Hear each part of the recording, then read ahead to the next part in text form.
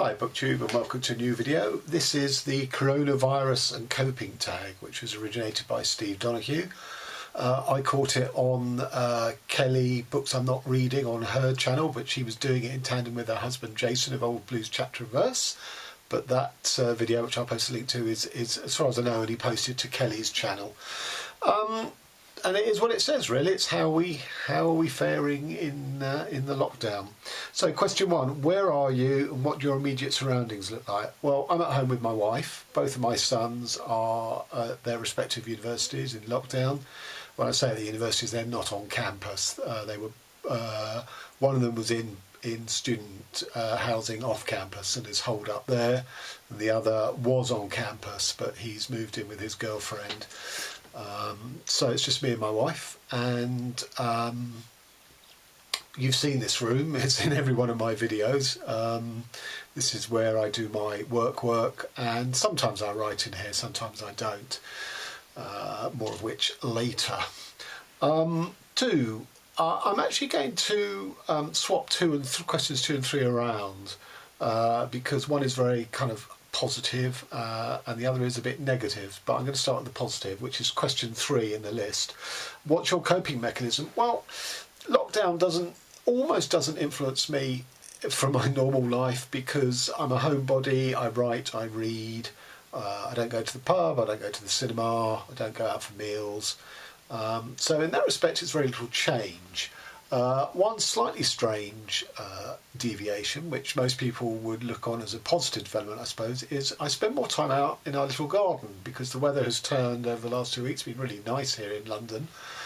And I do things such as I sit in a chair in the garden and read, which I almost never do. I don't know why I don't read in the garden. I'm not very good in heat, and I am sort of ping-ponging between sitting on our nice wicker chairs with nice big airy cushions in the sunlight, and then when I get sort of overheated after about 10-15 minutes I go into the shade under a tree with a couple of lesser comfy chairs. But even before this I never used to read in the garden. I always used to read on my bed or in the bath. So that's been a kind of new development for me, although, you know, a positive one. That's been pretty much my only change. Yes, I only go out once a week, which is to do the weekly shopping. So, you know, I'm not going on the commute, on the crowded tube. Don't miss it at all. Working from home, well, I'm used to the sort of physicality of working from home because I write at home. So just, you know, doing stuff on a work laptop, which I brought home with me, is no different to me from what I was doing before, really. So no, you know, coping for me in this one sort of respect of sort of day to day, hour to hour, minute to minute, doesn't present a problem. You know, just before lockdown, I'd finished my work in progress and had submitted it. Normally, I would have just kicked back and not turned my hand to another writing project at all, but actually. Now seems a very good time, and almost immediately, you know, I turned to one that I'd sort of made a few cursory notes on, and I've written about 15,000 words of it. So, you know, and that's always my sort of greatest pleasure in life. So, as I say, coping in that respect has not really been a burden. And there's one other way, I suppose, I've sort of bucked my normal routine, and that's I've started watching box sets, because I normally don't have the time to commit to a series, whether individually or binge watching. I just don't. My life isn't organised to enable me that way, to have that sort of span of time. And if I do, I'll either be writing or reading. But you know, obviously, I've indulged and sort of come into line with the majority of the population. So I've watched Westworld. Series 1 and 2, which was an absolute stain on the memory of the original film. I've watched all 5 of the various series of Narcos. I've watched The Tiger King. I've watched Sex Education, and I've watched a BBC 2 new sci-fi drama called Devs. And apart from The Tiger King, they've all been pretty you know, either ranging from terrible to pretty uninvolving, with the exception of the Brazilian actor Wagner Moura's performance as Pablo Escobar, which was absolutely compelling. I could not take my eyes off what he was doing as an actor. Every time he was on the screen, absolutely extraordinary performance. You know, investing a psychopath with so much sort of nuance. It's anyway, but apart from that, so yeah, I'm not terribly enamoured of the whole box set phenomenon. I think I've probably exhausted Netflix, the stuff that I'm interested in. But one of the other things I've been doing is I've been writing reviews of some or most of those series for an arts and entertainment and culture blog I occasionally write for, called there's two different blogs owned by the same people. One is called The Dream Cage, and the other is called Albi Media. That's what it's called. Yeah, so I've written about 5 reviews, because I guess it's kind of hard to review new music, dance, art exhibitions because they're just not happening. So I suppose a lot of people are sort of watching old time stuff, classic stuff. And a lot of the reviews about that. So yeah, but on to question 3, which is the downside of this. Sorry, question 2, which I've made question 3. What's the most unusual, abnormal thing you've done because of this? Well, it's not a thing I've done. It's more things I've felt. So, for example, as I say, I do a once weekly shopping run for me and my wife. And normally I would get on a bus, because neither of us have a car, we don't drive. I would normally get on a bus and go to a sort of small suburban shopping mall where my sort of supermarket of choice that I've patronised for some, let's see, almost 40 years. A branch is located there. But I don't fancy going there for 2 reasons. One, it's a mall, so there's more people probably going to be gathered together. And secondly, before this country sorted itself out and supply lines and things were sorted out, you couldn't buy anything there. The shelves were completely rinsed of all products like pasta, eggs, toilet paper, etc. It was a waste of time. And I'd sort of asked around, and people said there's a supermarket called Morrison's, which I'm not particularly a fan of, but there's one within reach of a bus or a train. I'll come back to that in a minute. And that their stock is good, and the beauty of it is it's situated on the side of a main road, but there's nothing else around it. So there's no reason for anyone to be milling around that area unless they're going to the supermarket. And the supermarkets introduce things like, restricting the number of people who can go in at one time and stuff like that. So it seemed better organised than my former supermarket of choice. So I go there once a week, and as I say, we don't have a car. It's not really walkable. It's certainly not walkable with 6 to 8 bags full of stuff for a week. So I hop on the tube train one stop. And I'm delighted to report that the tube trains are virtually deserted. I wait till after 9 o'clock when sort of construction workers have probably gone into work, because I think they still had the option of working or not. So the trains are completely deserted, which is great. And then I probably have to queue outside the supermarket, which is fine, and then do my shopping. But it's very stressful. Normally shopping, I know my way around the original supermarket of choice. I could do it sort of blindfold almost. This is a new shop to me. Things are laid out differently, brands are slightly different, etc., etc. But that's not the stress. The stress is people in supermarkets do not understand the concept of personal space. And the first few weeks I couldn't get hold of a mask. I do have them now, and I feel a lot more sort of secure, which is daft really, because I'm not sure the masks protect me from other people. It probably protects them from me, that I'm sort of inhaling my own panicked breath. It's sort of recoiling. So the first couple of weeks that I did the shopping run, I came home, I was hot and sweaty, and heart was going and stuff, really unpleasant, stressful. As I say, when normally I do it as a breeze on automatic pilot, in and out, know exactly what I want. And normally if you run out of stuff, a couple of days before you're due to go, you can pop out and get stuff, but that's not such an option. I mean, you can do it, but I'm trying to plan the food for a whole week so that doesn't happen. So it's just become incredibly stressful. Wearing a mask, I always used to sort of look askance at people on the tube wearing masks. I thought they were lunatics. But I've had my view on that somewhat altered. But the other sort of unpleasant thing is, I'm 56.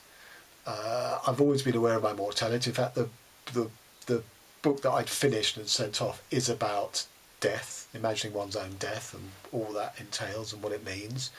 Not as a exercise in writing grief. That's not what it's about. It's about the existential or other non-existential, state of non-being that is death.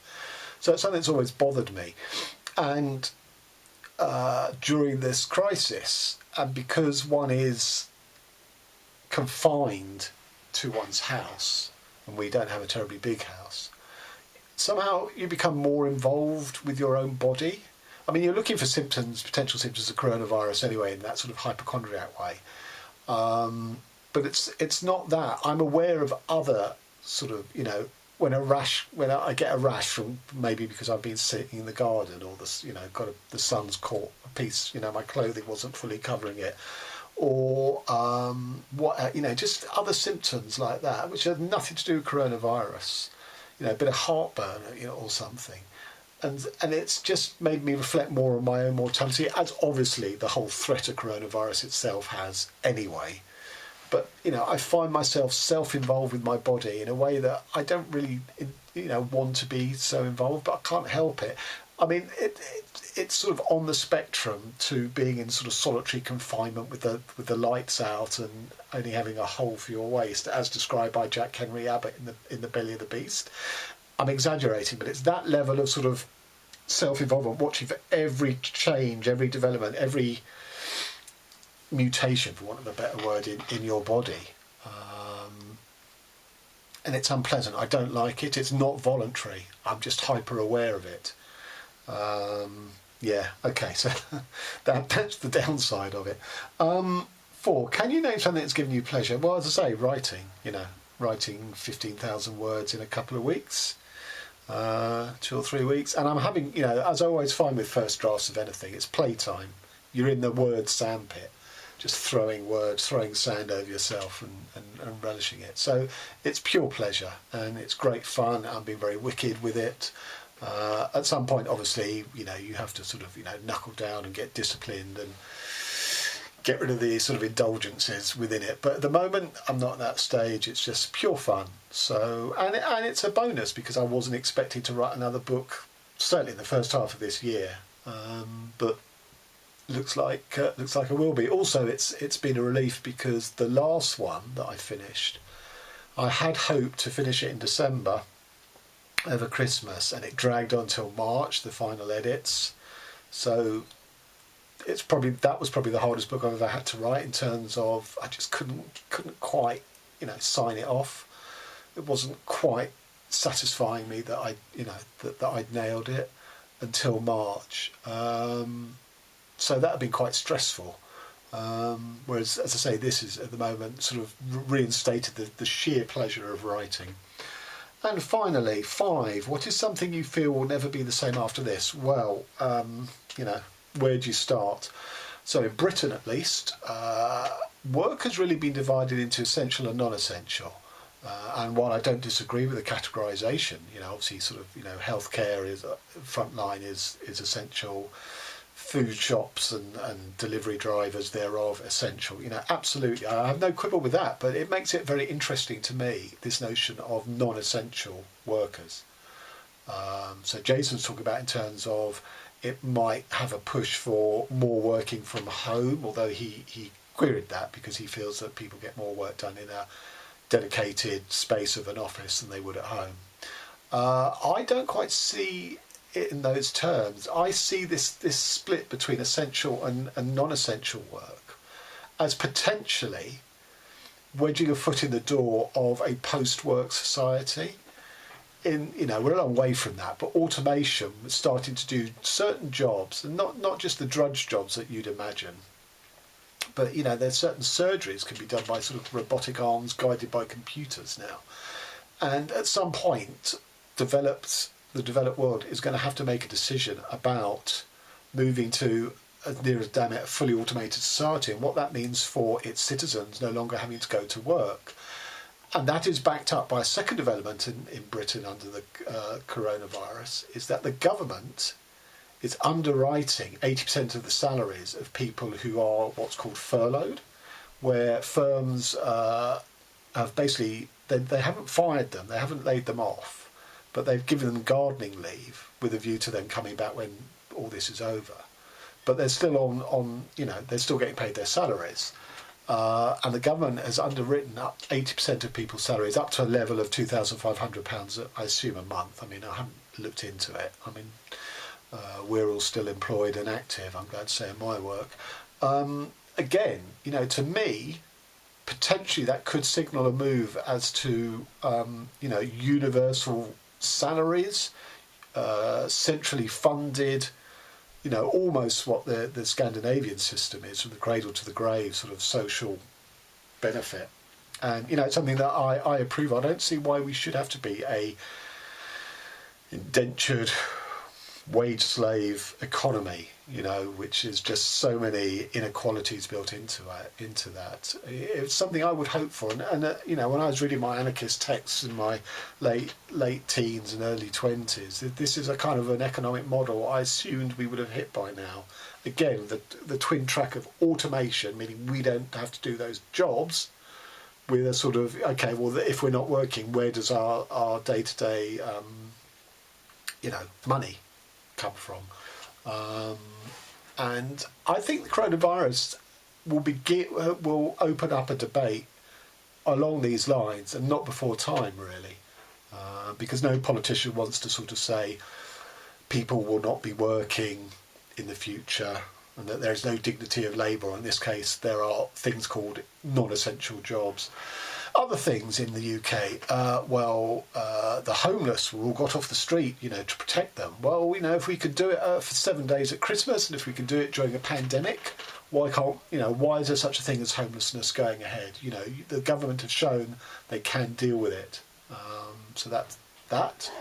Another thing I would say is at the recent election we had in December, it was called a Brexit election, and in a way the electorate voted on the issue of Brexit. But the actual campaign by the various parties, such as it was, because it was a pretty ineffectual campaign all round, Brexit was not front and central.